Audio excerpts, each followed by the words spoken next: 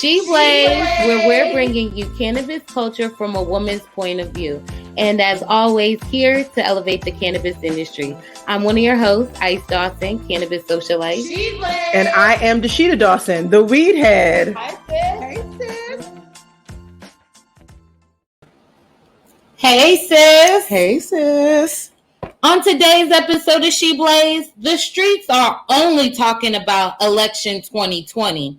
But the DEA is low-key hiring, and we're making post-election cannabis predictions, okay? Okay, we got a good one coming up. It's also a little bit of Halloween. Yes. Not for me, of course, but let me just start with your high of the week, which allows me, of course, to showcase some of the Black-owned, freshest, dopest brands. This is Brooklyn, too, so shout out to Brooklyn. I am excited to kick things off with my high of the week, which is Simply Smoking. Simply Smoking Smoke Shop. This is the When They Go Low, We Stay High tea. And as you know, I have it on, but of course I'm going to have to at some point, y'all check it out. But yes, it says exactly what I would be, right? I'm supposed to be the Michelle Obama of cannabis. So you are definitely the Michelle Obama of cannabis. We already know that. Well, I mean, both hood girls went to Princeton, so of course yes. I love it. But yes, when they go high, when they go low, we stay high. Right. When they go low, we stay high. You know, fly high above the haters. Okay. Because mine, I'm a real housewife. You are hilarious. Okay, so what's your high of the week? My high of the week is Happy Halloween. Yes, we made it to Halloween 2020, believe it or not. And my costume, I got to get a picture when I stand up as well, is I'm inspired to impersonate my mother, Darlene Dominique Devereaux Dawson, okay, when she styled like this, circa somewhere around the 70s. I was not even a thing in sight, but everyone tells me I look just like her, so I figured, hey, why not dress like her for Halloween? Yes, you definitely look like mommy, and it's cute. I like it. Thank you. A little bit off the shoulder. Right, it got my Farrah Fawcett curls, okay? Come through with the Farrah. Yes, ma'am, come through. And so I just wanted to do something fun before we get into these hot topics, because I might have to go get my little Miss Cleo wrap and crystal ball to make some real predictions out here, honey. All right, well, let's get into it. What's hot topic number one? Well, the hot topic number one is shade, but no shade. So the Colorado governor gets called out on Twitter because he basically retweeted this joking kind of tweet from Marijuana Moment, basically saying, hey, Texas shouldn't legalize because it takes away tourism revenue for Colorado. Not funny. Well, that doesn't ever sound good, right? You want first to be thinking about all the people in Texas that really need cannabis to be legalized, right? Folks who are being incarcerated, as well as individuals who need it as medicine and maybe can't afford to be part of a medicinal program. Not that Texas has some really good one or something. Okay. Well, it also kind of sucks because these things are lawmakers all kind of run in the same circle. So even though, he's the Colorado governor, that doesn't mean he's not influencing some lawmakers in Texas, because it is a close-knit circle when you become a lawmaker in that way. So, it's there's always an underlying realness to just kidding. And again, you guys are hanging in the same circle. That's what y'all talking about? Well, as we adjust a little bit of our sound, our producers telling us we sound a little bit muffled. Okay. But no, I agree with you. I felt like maybe he was supposed to be making a joke of it, but that also shows that he doesn't understand the seriousness behind what's actually happening with cannabis prohibition. And sometimes, real talk, I feel like people hit me up in my DMs dang, sis, why are you so serious, sis? And I'm because people are literally dying in jail for having very minimal amounts. And in fact, there are people who are dying outside of jail for not having enough, right? So it's we are actually doing a disservice. Cannabis is a healing plant, not just for our bodies, but for the earth. And there's so many different ways that it can be utilized. And we really are not just incarcerating people, but we're also chaining them to a life that doesn't allow allow them to get the best medicine for them. I, for one, am one of those people. And so I'm constantly, trying my best to ensure,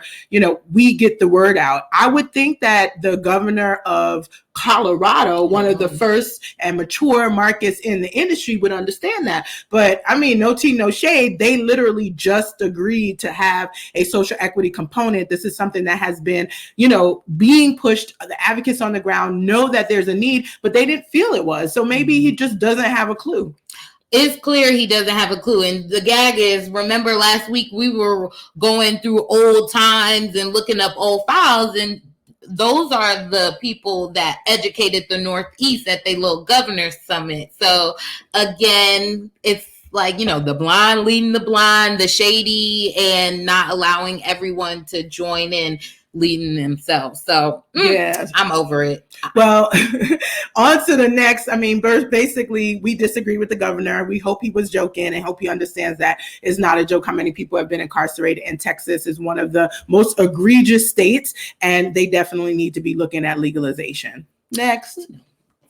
Anyway, so we're going to go on to the DEA, because people always shading the cannabis industry. It really just gets on my nerves. So the DEA, literally, we talk about it all the time. They seize so many plants and concentrates, like tons and tons, more than what they even produce in poor little Mississippi.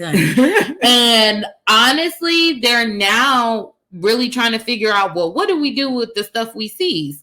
They figure, hey, we'll get contractors and they could burn it and put bleach in it or whatever to kill all the cannabis that they've seized. And they basically put a contract out for that. They're looking for proposals for people to burn cannabis they seize.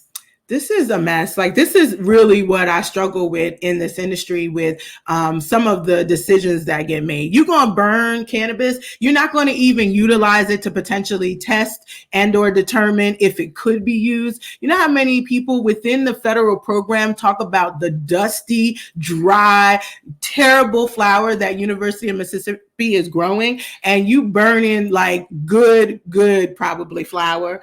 Like, there's certain parts of the legacy market that nobody ever wants to talk about, which is the fact that it still has the best flower. Hello? Right? Yes. Is there consumer protection? No, because when you go through a market that is unregulated, this is the same as if you get an apple pie from down the block and you spend $10 for the apple pie, or you go to a bakery that is a licensed business and you spend $20. It's two different things. They both might be really good. Maybe even an apple pie down the block might be the best. But if for some reason, God forbid, you got sick, then there would be no consumer protection if you bought it down the block versus at the bakery, where it's a brand, where it's a business. And so I believe that the cannabis industry has room for both, right? Like anything, like the bakery scenario we just talked about. But I also know that there is a need, especially for people who are patients, to know that they have that consumer protection, to know what's in it. The good news is there's science.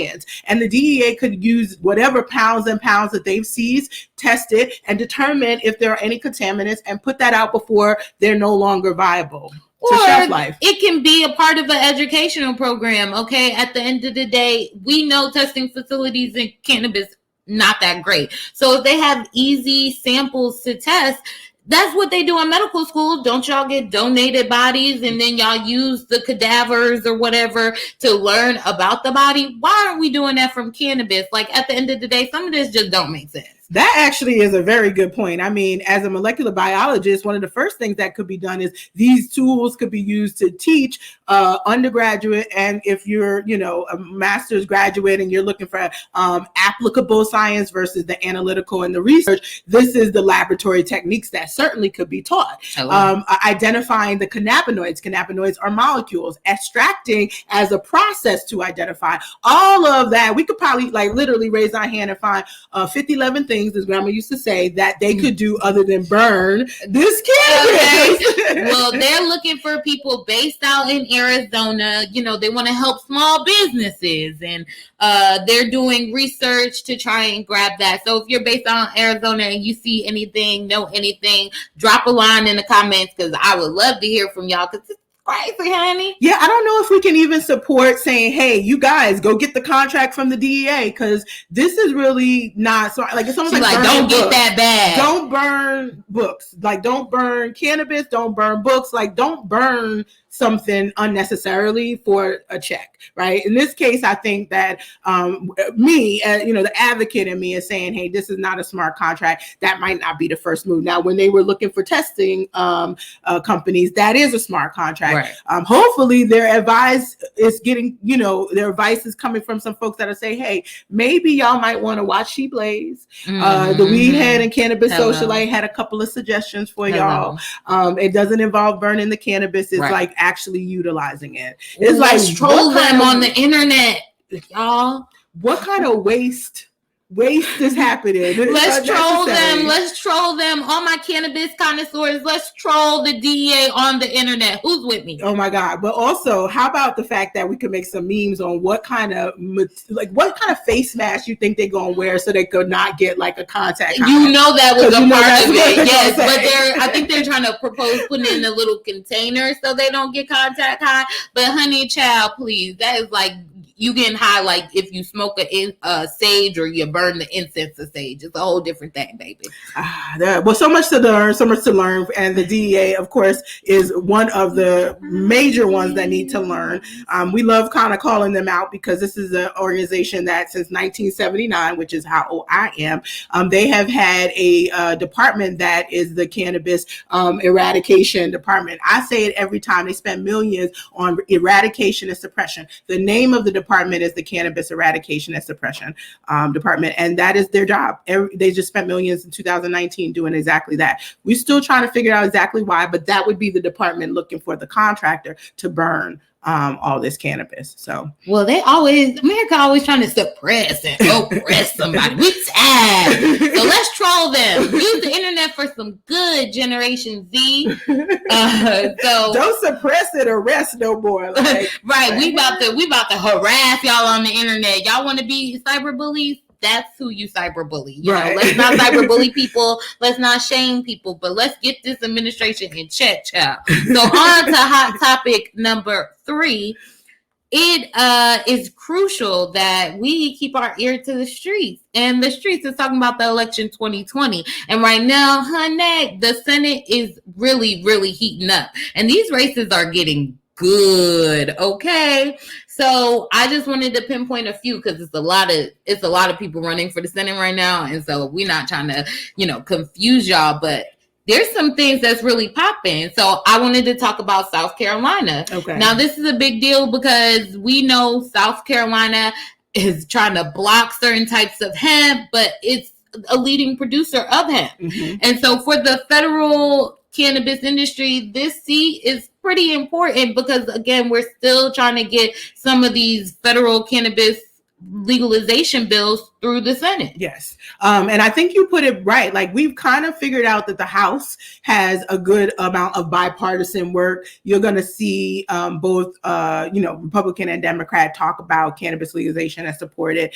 So we got the support there. But the Senate, I think it's a game they're playing. They recognize that you've got to get past the Senate in order to see any type of real change on the federal level. And so, yes, that seat in South Carolina has a lot of conversation about cannabis, but a lot of conversation just about the way Black people have been treated in South Carolina forever and ever. And some of the things that the statement that the Republican Lindsey Graham has said around, how Black folks would be treated if you are conservative, if you vote for him, if you follow what he needs you to follow, then you should be safe and you should be fine. So what does that say about folks like us? We ain't following him, but we are following Mr. Jamie Harrison, and shout out to that Black man from South Carolina coming back to his hood and putting back the hard-earned effort in his community, and we definitely appreciate him.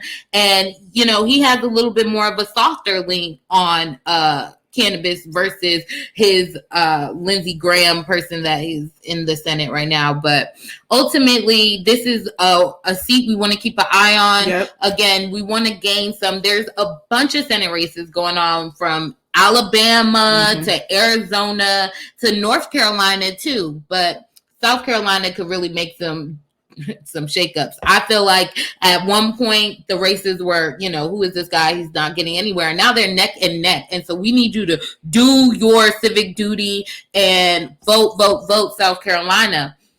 Yes. Yes. And then the next one I want to talk about is Georgia. Now, everybody knows Atlanta is one of my hometowns.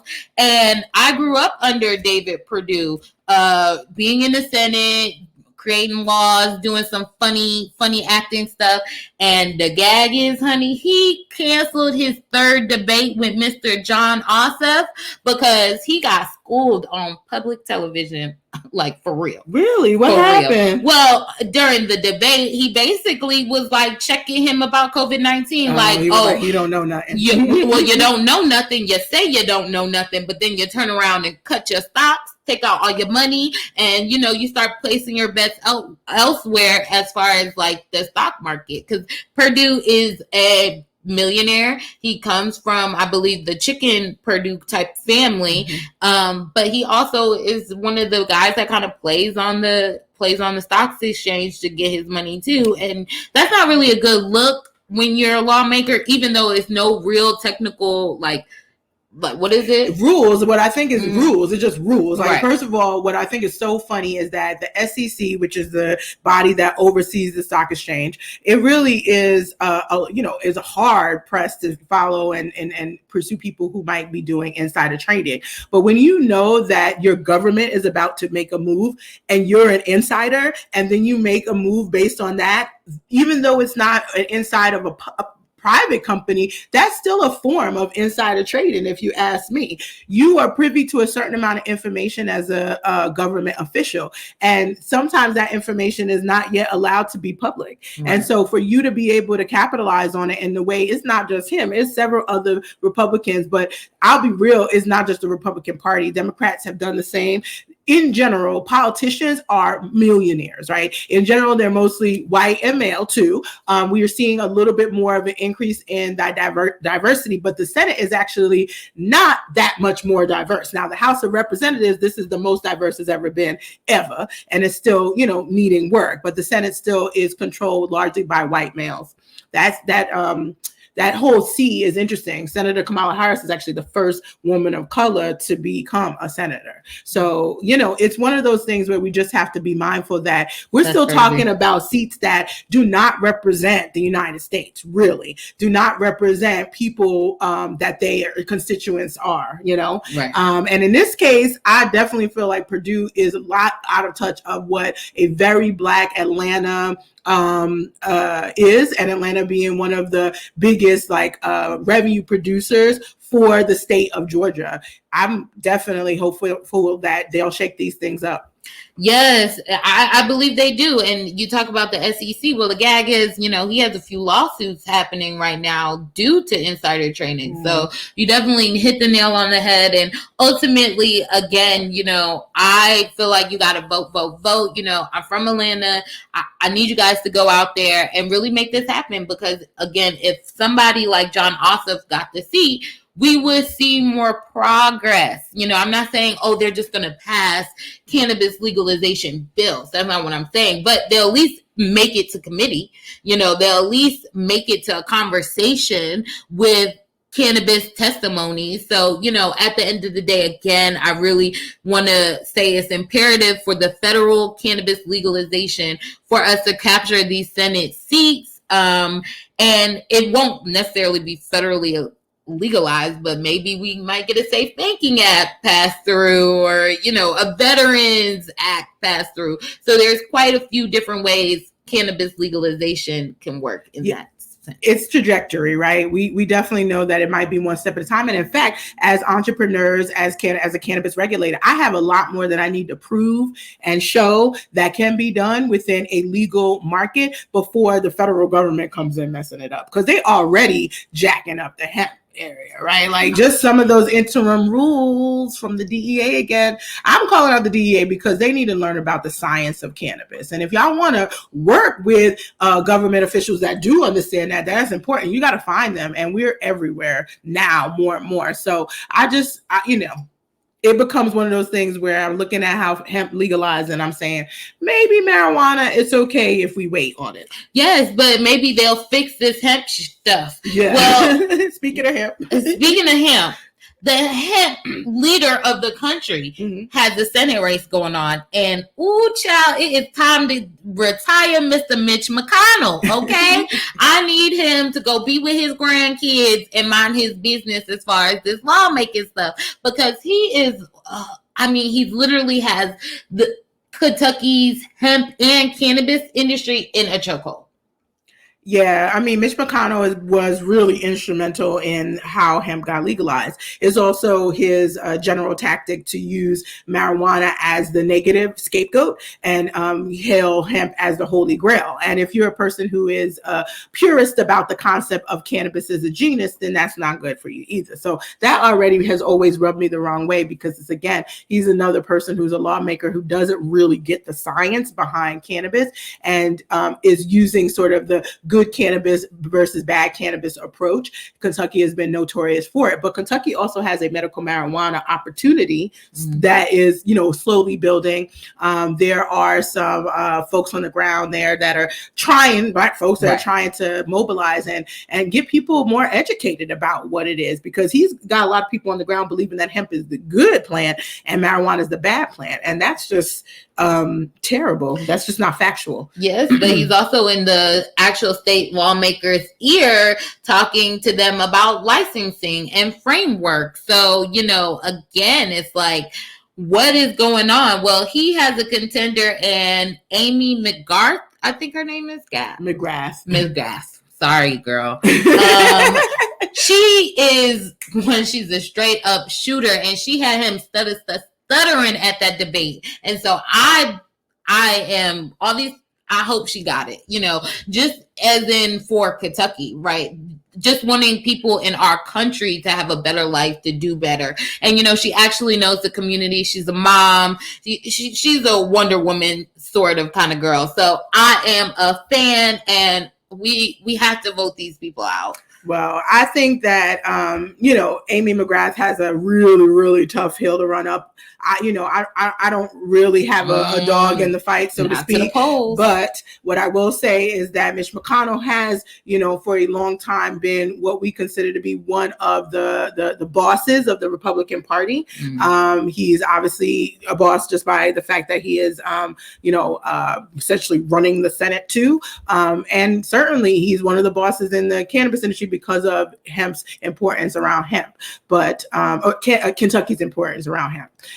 But I think that you said it best, South Carolina, North Carolina, these are other states that are coming online, even Tennessee. And so what he's going to do is going to back himself into a corner. Yeah. And that's unfortunate. And so whether it's he wins or not, which kind of leads us to our more of the predictions, I really feel like Kentucky is one of those states that they're going to be one of the last to really understand the full power of the plant, because they've got so much riding on hemp being so much better. Right. Well, we shall see. I mean, the polls are saying she is like, it's really hard to predict. And we know voter suppression contributes to a lot of things as well. So hopefully she has it. And shout out to Chanel Bush for dropping jewels all through our chat. Yes. And she is speaking straight up facts. And so shout out to her. And let's move on to our main topic, because we want to make some predictions, and we want y'all to jump in and see what y'all got y'all bets on. Okay, so let's get it. Well, cannabis election 2020 is a pretty big deal. At the beginning of the year, especially during the whole COVID thing, we did not know what was going to happen with cannabis legalizing or legalizing medicinally in certain states. And believe it or not, they still did it. A lot of initiatives were able to make the ballot, okay? As far as New Jersey is a very interesting place. Now, you're a New Jersey voter. Yes. And for you, I know it's really important for you to represent for one of your home states, believe it or not. Let's talk about the public question, how well you think it's going to do. What are your feelers saying out in New Jersey? Well, New Jersey is all but a foregone conclusion that this will legalize. The governor came in with it as his platform. Governor Murphy basically won running on a platform that he wanted to legalize because he knew that the majority of the public in New Jersey wanted to legalize. New Jersey at the same time was still one of the states arresting and harassing Black and brown folks at high rates. And essentially right now, I feel like it's going to happen. They made the question very simple, almost a little bit too simple, right?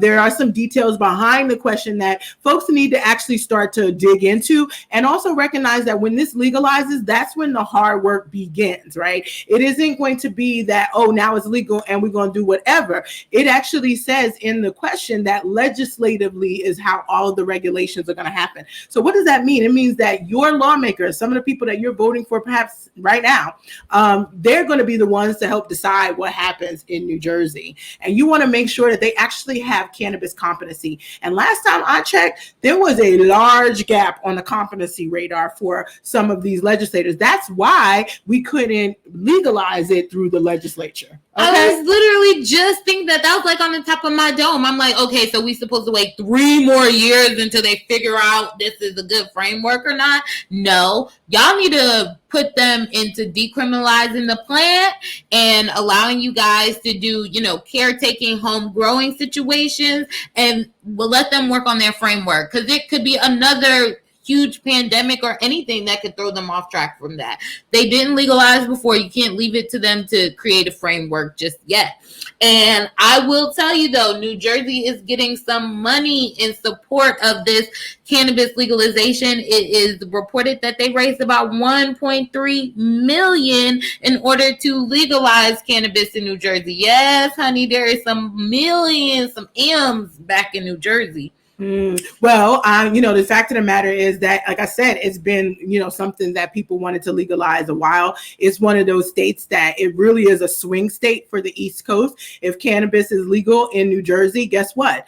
People in New Jersey work in New York. People in New Jersey work in Pennsylvania. People in New Jersey work in Connecticut. It definitely impacts the entire tri-state area, depending on which tri-state you're talking about, as high or north up to Connecticut, which is still only a medical marijuana state, and as far down as Delaware. And so, New Jersey is going to be something that I think people will be watching. I believe it does have a home grow component for plants. I believe that it has a very high potential tax percentage, but if you bought a home in New Jersey and you paid property taxes, you already know that New Jersey is up there for what they charge folks. I think that they haven't quite really fleshed out who's going to oversee it, but a lot of the same people who are overseeing it for the medical side will be overseeing for the adult use side. New Jersey already has flower in the market. However, you can't have a THC over 10%. I believe that might have been increased, in fact, but the fact of the matter is these THC limits tell me that they still have a lot to learn. I'll be actively involved because, like you said, I'm Brooklyn born, Jersey educated. So I'm definitely going to be one of the biggest voices around competent cannabis regulations. It helps that I'm a regulator already and setting precedent on the other side of the country. It helps that I'm able to bring data, and I'm a businesswoman. So I want the market to do well. Cannabis has an opportunity to change a lot of the cities that are struggling in New Jersey, including Trenton. Shout out to Leo Bridgewater. Shout out to Monica Tang, Dr. Monica Tang. Shout out to Jessica Gonzalez. There are a lot of cannabis equity really big time advocates, national, international advocates that reside in Jersey and care about it. And they're going to make sure that they're helping to lead the way for regulation that makes sense. But we need more people behind it. We need more Black and brown people behind it. If you're in the legacy market, this is an opportunity for you to make that crossover. And that's what I predict if, we do the things that we're still doing. Well, the polls are saying, the different polls that comes out, that voters are backing it. So New Jersey is here for it. So the final call is New Jersey will legalize. Yes. That's our final. So, mark us down. Say we told y'all that that's what we're trying to do. I think that especially once New Jersey legalized, New York is about to be insane. So when y'all see us next year around this time and we back in New York, don't ask us no god doggone question. Right? Well, just know that we are bi-coastal and we are everywhere. But real talk, we gotta be. Why? Because the nonsensical happens. People act like they can't do a basic Google search. Okay, hello. And our next topic that I wanted to talk about as far as ballots is Arizona Proposition 207. Okay. Now, I remember this time last election, 2016, the last big one. Arizona actually thought it was going to legalize too at that time. We went to a whole leaflet party. We had like little signs and everything. They had the confetti ready, and it was like didn't legalize. Everybody went home, and there was some tears shed at that little leaflet watch party. Girl, it was a sad night. No. I mean, I was sad for it too. We were there. We had been, integrating into the Arizona market. That was our first market that we joined. We participated with Arizona legalization efforts as well as Nevada. Nevada went. Arizona did not. Why? Because it's still relatively conservative, but also the medical market was not so bad, right? When the medical market is accessible, there's not this like thirst to get the legal market going, right? At the end of the day, Arizona at the time had over 150,000 patients as compared to at the time, New York had just under 45,000. New York is a medical market, but look how little it had because it had no flower. It had a lot of homogenization of all the products, and Arizona legit, the medical market is straight up like what we would expect the legacy market. It has everything. Edibles, you got that. You got pills, you got something for your pet, you got tinctures, you got flour, and you got flour of all the different concentrates, every single thing. And they do a lot of new products too. Like you don't always see, you have some classic products on their shelves, but they are always like reinventing new products. Yes, and the delivery mechanisms were some of the most amazing, that we found in Arizona. I'd also say Oregon had really great delivery mechanisms too, but those two markets to me represent probably the best assortments that you can go in and get legally and not feel like, oh, I'm missing out, right? And so, legalization didn't happen in 2016, but honey, we are at a point now, having just spent the last 4 months in Arizona, that I just don't see it not happening. So this is me, I'm predicting this. The question is very complicated, and it does get into a whole hell of a lot of details, but at least lets you know that you're not going to be taxed a lot if you want to be in the market. It lets you know that there is some tiny bit of social equity kind of in there. It also lets you know you're going to be able to home grow. And so those are some of the big elements for the community. I know there's some people who are not backing it because it's still, as always, very heavy-handedly in favor of the multi-state operators that already exist. But by and large, most of the cannabis advocacy community in Arizona is supporting it, and they're putting a lot of effort. So how much money are people spending on it, though? Oh, I know you brought that up. Well, remember back in 2016, the opposition of cannabis outspent the cannabis bill. Right. So that is a little different this year. So in Arizona, they raised $5 million in support of Proposition 207 versus, they did $450,000 for opposition. So wow, that's a huge. We saw big pharmaceutical companies coming for. I think Monsanto even had like a whole opposition campaign. Yep. So what a difference 4 years makes, right? Absolutely. It was like no crickets. That is crickets. Okay. Yeah, they maybe sent out some flyers via the mail. That's what that price looks like. It's like any airtime. Right. There's no lawmaker. It seemed like it's even supporting it. So again, I am predicting right along with you that Arizona shall pass, and it won't be as diverse. Yes. It still won't be that. So what happens now after Arizona passed when they got all the rules figured out? Well, now you have to kind of go through a slightly different process because all of those rules are what is supposed to be implemented. And if you disagreed with any of the rules, now you got to again go through the process of the rigmarole of trying to get those changed and or enhanced over time. And usually it means after time of implementation. So Arizona may be up and running faster than New Jersey. That's what I was going to ask. My next question is, well, which do you think will have a sooner start date as far as like retail market sales? definitely Arizona. Gotcha. You know why? Is also because there's not that much opposition to what was written, and the people who do have opposition probably don't have enough positioning. Whereas in New Jersey, it's not going to stand up unless some really important vocal advocates, I named them earlier, actually agree with what's happening. I believe that. That's how much power the advocates have on the New Jersey side, in my opinion. Absolutely. Well, you know how the Northeast is. You know, if your homie ain't say it, then you like, no, you know what I mean? Right. And they didn't raise no money in New Jersey. Not compared to that, no. Not at all. So, yeah, our prediction is Arizona shall pass. Okay. So let's move on to our next state. And it's the sleeper state, Montana. Mm-hmm. Believe it or not, Montana has a medical marijuana program. Mm-hmm. On Instagram, it seemed kind of popping.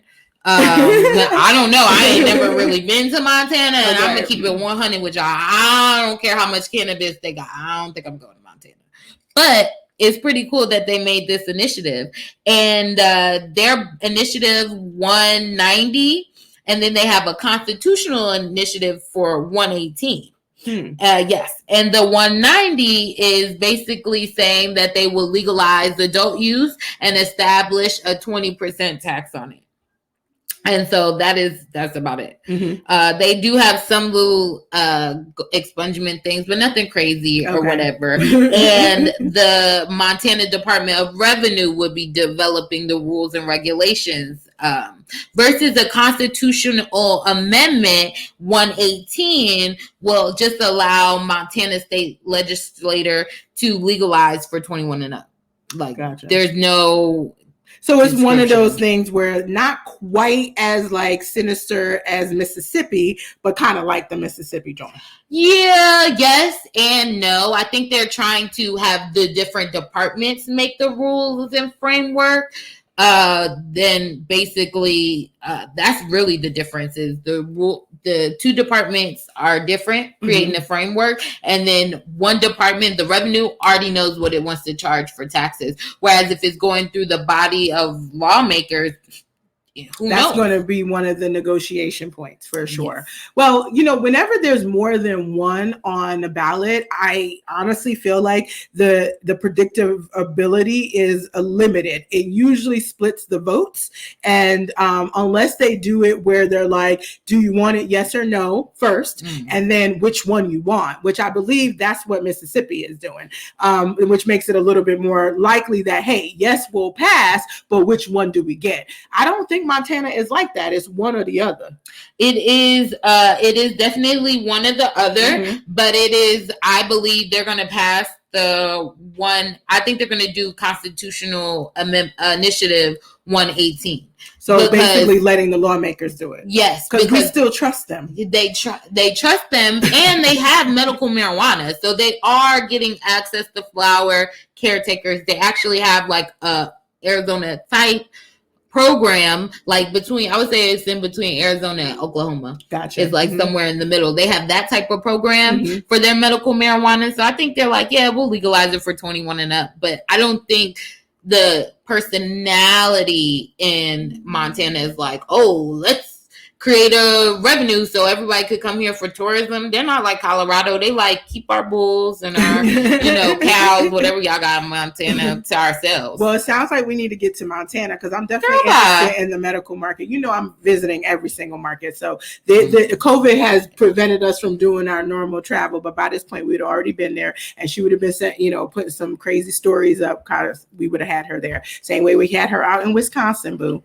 But this is like just not even Jones and Will with my personality. I'm just being real here. We will make our way there because we want to check it out. Well, I agree with you. I think that makes some sense. I'm going to say that I, want to abstain from saying, but here's what. If it doesn't pass, I wouldn't be surprised. And so I'll say on the record that if it doesn't pass, the reason it didn't pass is because it has two competing things that out the gate get a choice. It's almost like when you are trying to choose what president you want, right? And you split, your traffic or whatever. Versus, like I said, with the Mississippi, they asked one question first, which is, do you want marijuana to be legal? Yes or no?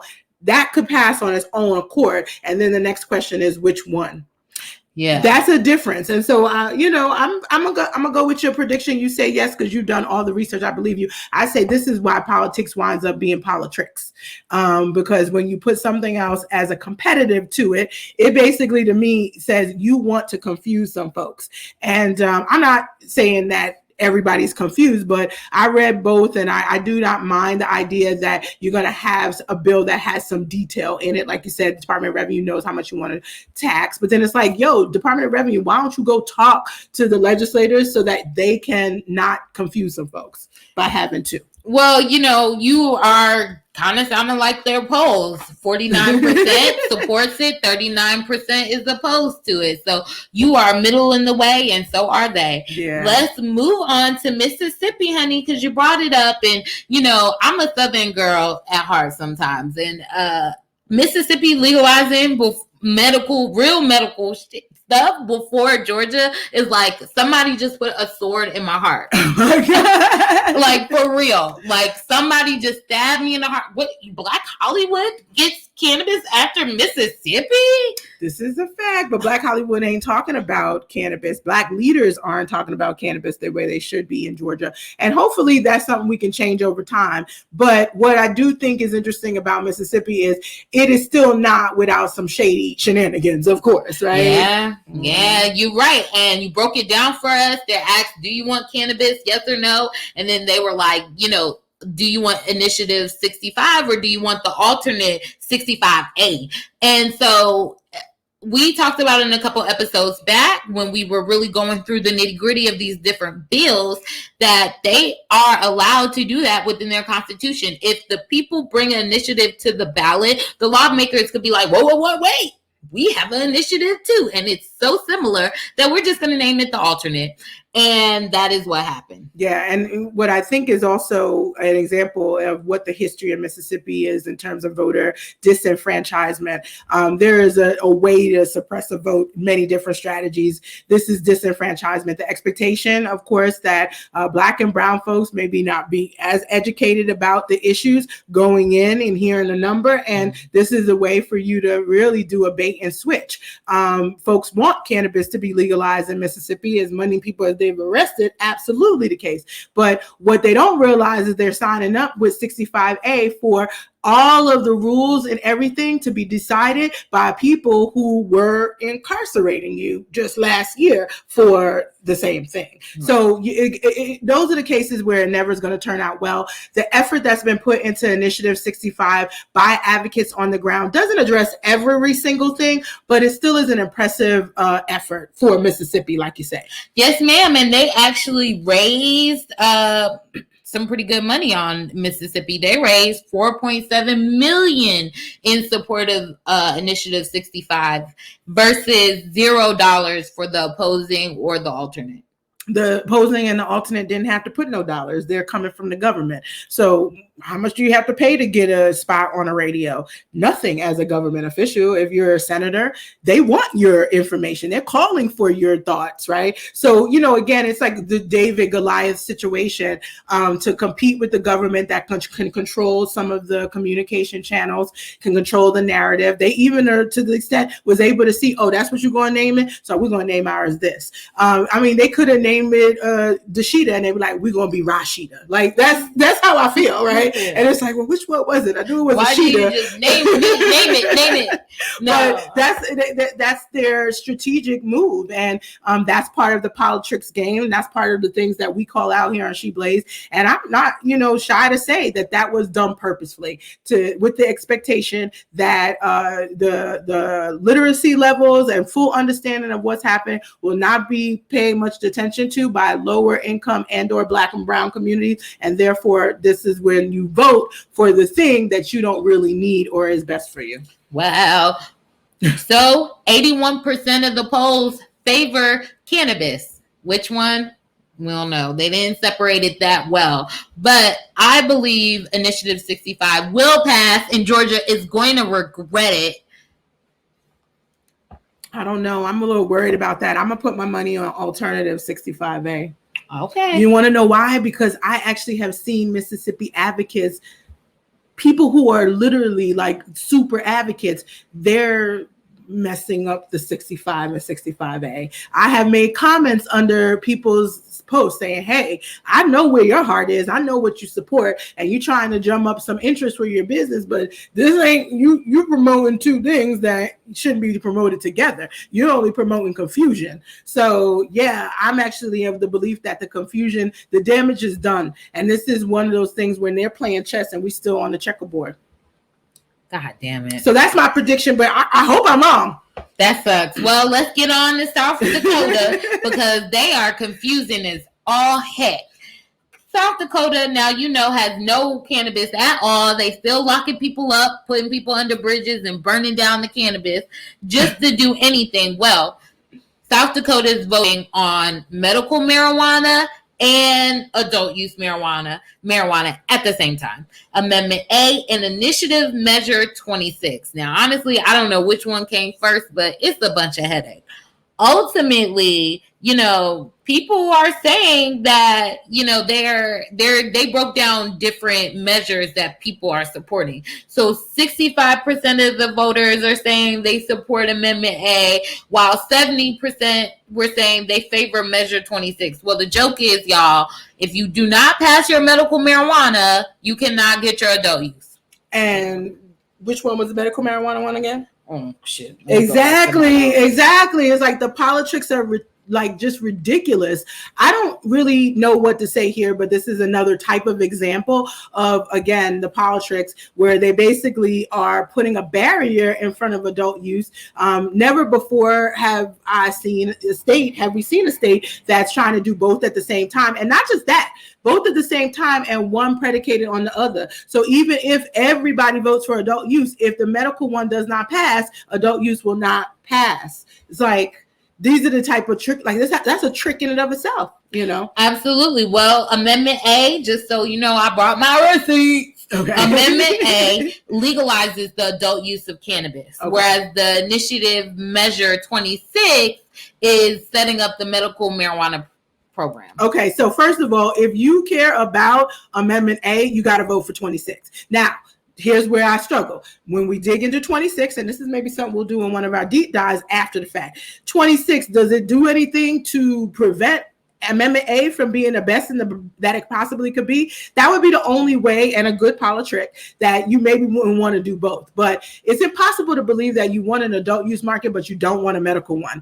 And so make sure that, again, that 26 is what you really have to vote for. Now, if it was me, I probably would not be voting on Amendment A, because I do think that most states need a medical market a while before they have a smart and good adult use market. Well, yeah, either way, both of them allow home grow caretaker programs. So ultimately, I would start small, act fast, as you like to say. And starting small is really getting the Initiative Measure 26 off the ground. At the end of the day, they were working on that medical marijuana program for like over 6 years. They've been working on getting this on the ballot well before we even had the president we have now. So ultimately, I would do the one people have been working on versus Amendment A, where it's like, we're going to throw in hemp, we're going to throw in this home service, we're going to throw in this tax revenue. And it's like, y'all just trying to make money off of us, where we're actually trying to give access to patients. So. There is a difference, but you know what? It doesn't hurt if it's legalized, because guess what? It still ain't got no regulatory framework yet. And so adult use would have to work on that. But what you want to prevent is where the government spends more time working on the adult use framework because they believe it's going to be more revenue than really fortifying the medical. And honestly, gotta call Oregon out for this, because that's exactly what they did. Oregon right now doesn't even have barely 2% of the total amount of patients that would qualify based on the qualifying patients, based on what they go to the doctor now for their ailments. And that is really sad when you see Oklahoma just getting into the medical market and capturing nearly 10% of their total state. There's a difference when you actually put that energy into developing a medical market. And let me be real, when I worked at Target, you look for all of the obvious avenues to bring people in the door and to make people want to buy. What other better way to make people want to buy from adult use market is than to make sure they understand the medicinal properties of it? That's true. I don't know. That just seemed like common sense to me. Well, a lot of people are favoring it in South Dakota. So my prediction is South Dakota will legalize. Okay. Well, I agree with you there. I believe they'll do medicinal. I'm still not so hung up on the adult use. You know, the older people, they like to just go in and just do a little pinch at a time. And I think with medical marijuana, they'll be able to get their feet wet versus like, you know, adult use and medical just shoved down your throat at the same time. It's still a conservative state. Yes, and again, I go back to understanding more about the patients makes it a much better and easier, smoother market transition to adult use. You got to learn from the other markets. And I think the Oregon market is one of the best learnings. I mean, Washington did even worse. It like obliterated it. At least OMMP still exists in the Oregon market and can be built on. And I'm excited about some of the stuff that Dr. Rachel Knox is doing with the Oregon Cannabis Commission, because that's the type of stuff, but it's like, we know we're catching up. As opposed to this, South Dakota can actually do it well from the beginning. Absolutely. And so, you know, we got our little predictions, brought out our tea leaves, our crystal balls, and our head wraps, and we gave y'all the election. Hello. And so I can't wait to see next Saturday who voted yes versus who voted no. We definitely will need to probably get into it. We're also going to probably have to break down what will happen next, because so many people get confused. They really think that legalization in some states, it means that you going out, you're going to, you know, light up a spliff on the street. No, you will get a citation. And guess what? Black and brown folks still get those citations at a much higher rate. So I would say you definitely maybe want to do that in your house if you can, because those rules haven't changed either. That's the stuff we're really wanting to dig into, because we can legalize, but if you're still disenfranchising groups of people not able to participate, this is happening in Chicago, for example, with the housing authority basically saying it don't matter if it's legal, if you smoke or use in these buildings, you will lose your lease and you will lose your home. Right. So, but they want to talk about all those little revenues they got. We don't give a you are funny. You know what I'm saying? Like, we don't care. We can't grow it in our balcony because I don't know what's in Chicago. Yes, well, that's another story, but I think we'll get into that hopefully in future episodes. This was fun. Yes. I think personally we have done a really good job breaking it down. And as always, you know, I love that we do a show because we get to look back every single time. And usually we right. We got a good batting average. I know that's right. Well, shout out to Chanel because she's right. They do like to do it like drinking in public. A lot of states allow, like a lot of cities and towns, especially if it's like a college or bar hop, they allow drinking in public, but then you know, we're drinking at the ballpark or watching the game, but we can't smoke a spliff. We need those type of laws to change. So you're right. I mean, the fact that it's even being compared to liquor is still a struggle. Again, I'm a patient, so I definitely am like, listen, when I consume, it isn't because I really am trying to sort of do so in a social way, but I do agree there should be social spaces. Social consumption should be something that's available to people. But I think there's sort of this balance that we've got to take that it is just totally, I don't know, ignored when people put together the regulations. They're so worried about treating it like a vice. Right. Well, I mean, it's both. That's the great thing about cannabis. It's medicinal, so every time you use it, you're getting the benefits. But ultimately, like, if you really just want to have a good turn up and you're not trying to do, like, you know, the hard leans, and you get you some good cannabis, you be that hot too, baby, naturally. Yes. So it's a whole heck of a lot difference. And Thank you guys for joining us. You know, we got through a great episode. Excited, Dasheeda, let them know where you be at on the internet. Always in the same place. You can find me at theweedhead.com, me and my company. And you can also find me at Dasheeda Dawson on Instagram and Twitter. And of course, here, Facebook. You're probably checking us out on the WeedHead or Minorities for Medical Marijuana or on the She Blaze page. Absolutely. And shout out to me for giving y'all my mom's Darlene Dawson swag. Happy Halloween. Happy Halloween to everybody out there. And make sure you listen to She Blaze on SoundCloud, Spotify, Apple Podcasts, YouTube, we everywhere, honey. So check us out, like us, follow us at She Blaze. Have a great week, you guys. And before we go, I still got to give another shout out to my high of the week, Simply Smoking Smoke Shop. Again, Black owned. They got a lot of cute stuff. I can't wait to get in there and really start to play around with some of the things. Yes, Kiki, honey, because that Kiki pipe, that's a cute pipe. It's a clear quartz crystal. They got amethyst crystal. They got a lot of stuff I want. I'm like, you know where you're getting my Christmas presents from. Okay, you see she's already plotting, y'all. Save me. Oh, my goodness. All right, you guys have a great week, and thank you guys for tuning in.